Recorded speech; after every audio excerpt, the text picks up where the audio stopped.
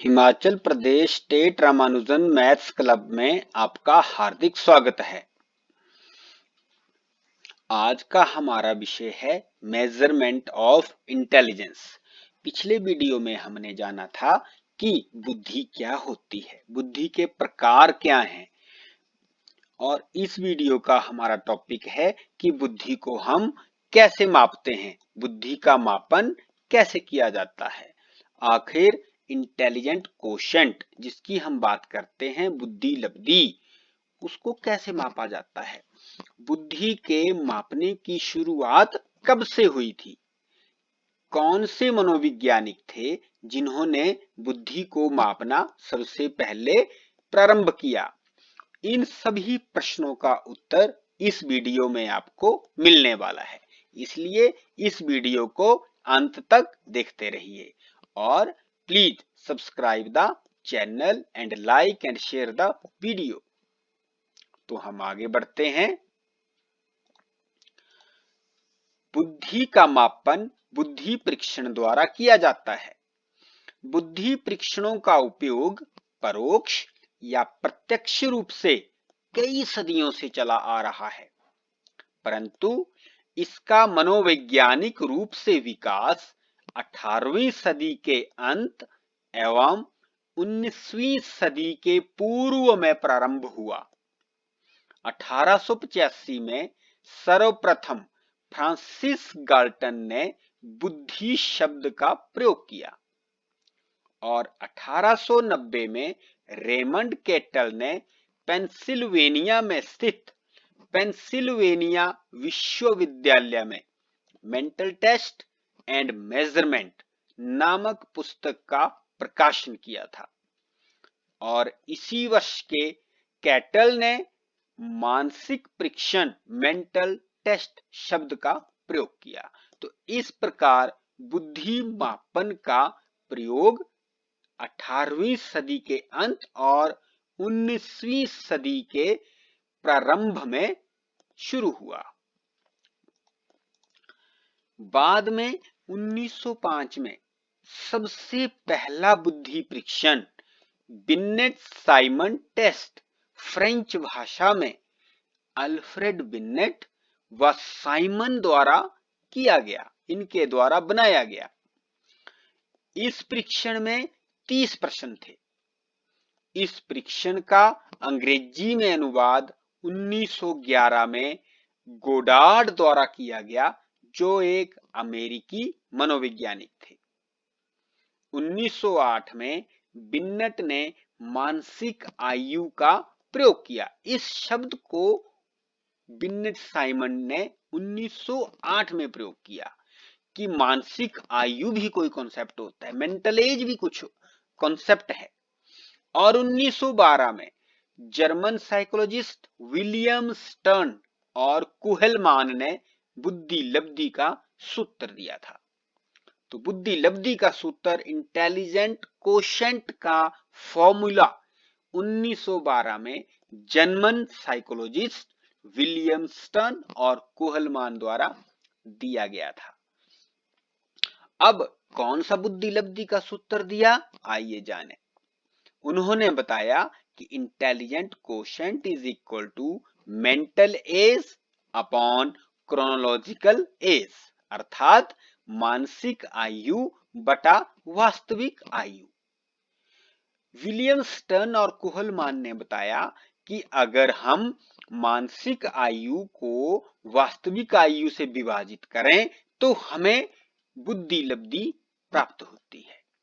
फिर बाद में इसमें और प्रयोग किए गए और 1916 में एल एम टर्मन ने आईक्यू का नया सूत्र प्रदान किया। पहले स्टर्न ने किया था और उसके बाद 1916 में एल एम टर्मन ने आईक्यू का नया सूत्र प्रदान किया और आज तक हम इसी सूत्र का प्रयोग कर रहे हैं। वो क्या है, IQ is equal to mental age upon chronological age multiplied by 100, मानसिक आयु बटा वास्तविक आयु गुणा 100। टर्मन ने यह बताया कि मानसिक आयु को जब वास्तविक आयु से भाग करते हैं और उसको 100 से गुणा करते हैं, तब हमें वास्तव में आईक्यू प्राप्त होता है, बुद्धि लब्धि प्राप्त होती है। अतः प्रत्येक व्यक्ति की बुद्धि लब्धि मानसिक आयु बटा वास्तविक आयु गुणा 100 इसके बराबर होती है। तो इसी फॉर्मूला से आज भी हम आईक्यू ज्ञात करते हैं। 1916 में टर्मन की अध्यक्षता में बिन्नेट साइमन बुद्धि परीक्षण का संशोधन किया गया और इसका नाम स्टैनफोर्ड बिन्नेट इंटेलिजेंस स्केल रखा गया। इसे टर्मन टेस्ट के नाम से भी जाना जाता है। इसमें कुल 90 प्रश्न थे। यह एक वर्बल टेस्ट है। इस परीक्षण के आधार पर टर्मन ने बुद्धि लब्धि का वर्गीकरण किया था। इसी टेस्ट के आधार पर, कौन से टेस्ट के आधार पर? स्टैनफोर्ड बिन्नेट इंटेलिजेंस स्केल, जिसे हम टर्मन टेस्ट भी कहते हैं।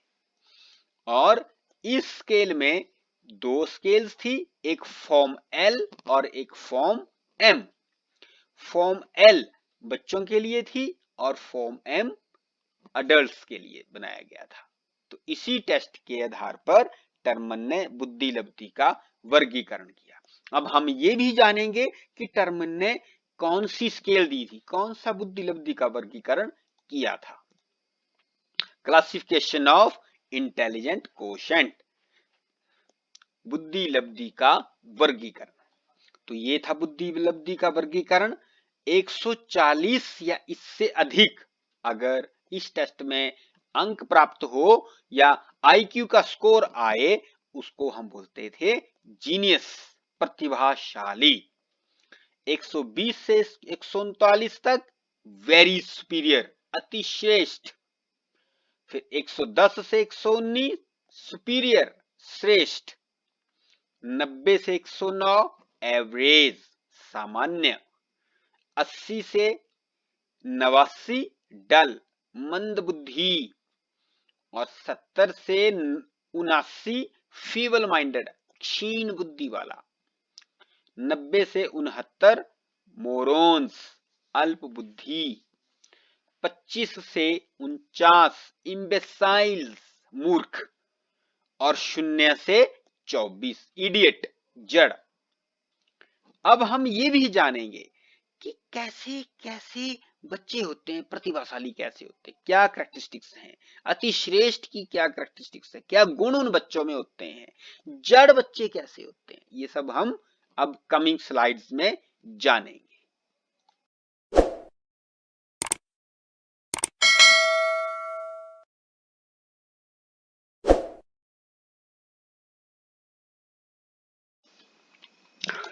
सबसे पहले है जीनियस, प्रतिभाशाली। इन बच्चों का आईक्यू इंटेलिजेंट कोशेंट 140 या इससे अधिक होता है और ये बच्चे बहुत शार्प होते हैं, पढ़ने लिखने में बहुत तेज। Learning is fun for such type of kids. ये बच्चे जितने पढ़ने में होशियार होते हैं उतने शरारती भी होते हैं और ये बच्चे अति प्रतिभाशाली होते हैं। इन बच्चों को हम जो भी काम दें, जो भी इनको हम सिखाना चाहें, ये बच्चे एकदम से सीख जाते हैं, बहुत तुरंत। इनके सीखने और पढ़ने लिखने की शक्ति बहुत ज्यादा होती है, एकदम बहुत कैपेसिटी होती है इनकी। और ये बच्चे बहुत कम समय में अपना काम कर लेते हैं। उसके बाद दूसरी कैटेगरी है वेरी सुपीरियर, अति श्रेष्ठ। और ये इनका आईक्यू होता है 120 से 139। ये बच्चे भी बहुत तेजी से पढ़ लेते हैं। थोड़ा सा उनसे नीचे है, 139 तक इनका स्कोर जाता है आईक्यू। तो ये भी प्रतिभाशाली ही बच्चे होते हैं, लेकिन उनसे थोड़ा सा एक कदम नीचे होते हैं। ये बच्चे भी बहुत होशियार होते हैं, सबकी हेल्प करने वाले होते हैं और उतने शरारती भी होते हैं। जीवन में ये बच्चे बहुत आगे बढ़ते हैं और उच्च पदों पर आसीन होते हैं, बड़े बड़े वैज्ञानिक बनते हैं, बहुत बड़े बड़े डॉक्टर बनते हैं, बड़े अच्छे अच्छे इंजीनियर बनते हैं, और यदि मार्ग से भटक जाएं तो ये सोसाइटी के लिए बहुत बड़ा खतरा होते हैं। तो ये बहुत श्रेष्ठ बच्चे होते हैं। नेक्स्ट है सुपीरियर, श्रेष्ठ। इनका आईक्यू बुद्धि लब्धि स्कोर होता है 110 से 119, और ये बच्चे भी पढ़ने में बहुत होशियार होते हैं, पढ़ने में इनका बहुत मन लगता है और आज्ञाकारी होते हैं ये बच्चे, और कक्षा में अपना काम समय पर करते हैं, और थोड़ा सिंसियर भी होते हैं, और कम शरारती होते हैं। एकदम बड़े डिसेंट जैसे बच्चे होते हैं ये सुपीरियर कैटेगरी के बच्चे। इसके बाद सामान्य, एवरेज बच्चे, जिनका आईक्यू 90 से 109 होता है। ये बच्चे भी पढ़ने में अच्छे होते हैं, लेकिन ये कुछ कुछ खेलते भी हैं, कुछ कुछ पढ़ते भी हैं, ये सारा काम लगभग कुछ कुछ करते हैं। इनके पढ़ने लिखने की कैपेसिटी इतनी ज्यादा नहीं होती, इनका स्टेमिना इतना ज्यादा नहीं होता, लेकिन ये अपना गुजारा कर लेते हैं। ये आसानी से पास भी हो जाते हैं, अगली क्लास में भी हो जाते हैं, और थोड़ा सा अभ्यास करके ये बच्चे अच्छे अंकों से पास हो जाते हैं। यदि क्लास में इस वर्ग के ऊपर अध्यापक काम करे तो ये बच्चे श्रेष्ठ बच्चों की कैटेगरी में आ सकते हैं। ये बॉर्डर लाइन केस होते हैं श्रेष्ठ बच्चों के। तो जो बॉर्डर लाइन केसेस में है, लगभग 100 से 109 तक आईक्यू वाले बच्चे, वो हम उसको अपर लेवल में ले जा सकते हैं। इन बच्चों की क्लास में सबसे ज्यादा संख्या होती है। जो एवरेज कैटेगरी के बच्चे होते हैं, ये कक्षा में सबसे अधिक पाए जाते हैं। नेक्स्ट है मंदबुद्धि, जिनका आईक्यू 80 से 89 होता है। इन बच्चों को ऐसा लगता है कि ये कंफ्यूजन जैसे रहते हैं ये बच्चे, इनको इनके सिर से ऊपर जाता है जो ये पढ़ते हैं। जब अध्यापक पढ़ा रहा होता है तो ऐसे इनको एकदम से ग्रास्प नहीं हो पाता। अगर किसी अध्यापक के कुछ पढ़ाने की गति ज्यादा हो, स्पीड ज्यादा हो, तेजी से बोल जाएं, तो वो उसको फॉलो नहीं कर पाते हैं। अगर गणित के कोई प्रश्न हो तो इनको प्रीवियस स्किल्स ही नहीं आती। माना किसी प्रश्न में हमने जमा का प्रयोग करना है, माइनस का प्रयोग करना है, तो इकट्ठा करना है, अगर इनको जमा या घटा नहीं आएगा तो वो उस प्रश्न को नहीं कर पाएंगे। तो इस प्रकार ये बच्चे कक्षा में थोड़ा पिछड़ते रहते हैं और बड़े स्लो स्लो सीखते हैं, मंद गति से सीखते हैं, एकदम से नहीं सीखते। इनके ऊपर अध्यापक को बहुत ज्यादा मेहनत करनी पड़ती है। और इस कैटेगरी के बच्चे थोड़ा एवरेज कैटेगरी में आ सकते हैं, जो बॉर्डर लाइन केस हो, जैसे जिनका आईक्यू 85 से 89 के बीच में होगा। अगर उनके ऊपर अध्यापक और उसके माता पिता थोड़ा मेहनत करें, थोड़ा घर में भी मेहनत की जाए और थोड़ा विद्यालय में भी मेहनत की जाए, तो ये बच्चे एवरेज कैटेगरी में शिफ्ट कर सकते हैं। नेक्स्ट है फीबल माइंडेड, क्षीण, जिनका आईक्यू स्कोर 70 से 79 होता है। ये बच्चे, इन बच्चों का पढ़ाई में मन नहीं लगता। जैसे आप इसको देख रहे हैं, बहुत ऐसे किताब में देख रहे होते हैं और जाना कहाँ खोए रहते हैं, ये पता नहीं लगता इनको। और इनको बहुत सारी अक्षर पढ़ने नहीं आते, इनको पहाड़े याद नहीं होते। अगर हम व्यवहारिक बात करें तो ये सब कैरेक्टरिस्टिक्स इन बच्चों की होती है। क्षीण होते हैं, बहुत स्लो जैसे सीखते हैं। ऐसा लगता है कि आपने ऐसे सुना होगा कि 5वीं का बच्चा है और उसको दूसरी का पढ़ना नहीं आ रहा है, तो ये वाले वो बच्चे होते हैं, क्षीण बच्चे होते हैं, फीबल माइंडेड बच्चे होते हैं। ये क्लास में बहुत पीछे रहते हैं और किसी ना किसी कारण से ये पीछे पीछे पीछे ही रह रहे होते हैं। अगर इनके ऊपर अध्यापक को बहुत ज्यादा मेहनत करनी पड़ती है, तब कहीं ये बच्चे अपने नेक्स्ट पायदान में शिफ्ट करते हैं। नेक्स्ट बच्चे हैं इम्बेसाइल्स, मूर्ख, जिनका आईक्यू 25 से 49 होता है। इन बच्चों का तो पढ़ाई में मन लगता नहीं और स्कूल से अक्सर ये भागते रहते हैं। ये बच्चे 2 दिन आएंगे, फिर 4 दिन नहीं आएंगे, फिर 1-2 दिन आएंगे, फिर 10 दिन नहीं आएंगे। अक्सर एस्केपिज्म होता है क्लास से। और ये बच्चे किसी भी क्षेत्र में अच्छा नहीं कर रहे होते हैं। ना खेलने में अच्छे होते हैं, ना पढ़ने में अच्छे होते हैं, ना किसी जिम्मेदारी को अच्छे से करते हैं। इनको कोई काम दिया जाए तो उस काम को उल्टा कर देते हैं। तो इनका दिमाग कुछ अलग ही होता है, ये अलग सोच के बच्चे होते हैं। इनको अध्यापक के प्यार की, अध्यापक के लगाव की, माता पिता के लगाव की नितांत आवश्यकता होती है। इन बच्चों के ऊपर बहुत ध्यान रखना पड़ता है। जब ये बच्चे बड़े होते हैं तो ये अपने परिवार और सोसाइटी के लिए, समाज के लिए खतरा भी बन जाते हैं, क्योंकि ये बहुत जल्दी दूसरों के झांसे में आ जाते हैं। दूसरे जो बोलते हैं उसको एकदम से कर लेते हैं। इनको दिमाग नहीं होता इतना, ये सोचते नहीं है, बिना सोच के काम कर लेते हैं। तो ये इन बच्चों का बड़ा ध्यान रखना पड़ता है, ताकि ये बच्चे कहीं गलत संगत में फंस के आगे सोसाइटी के लिए, परिवार के लिए, समाज के लिए खतरा ना बन जाए। और लास्ट वाले बच्चे होते हैं अल्प बुद्धि, मोरॉन्स, जिनका आईक्यू लेवल होता है।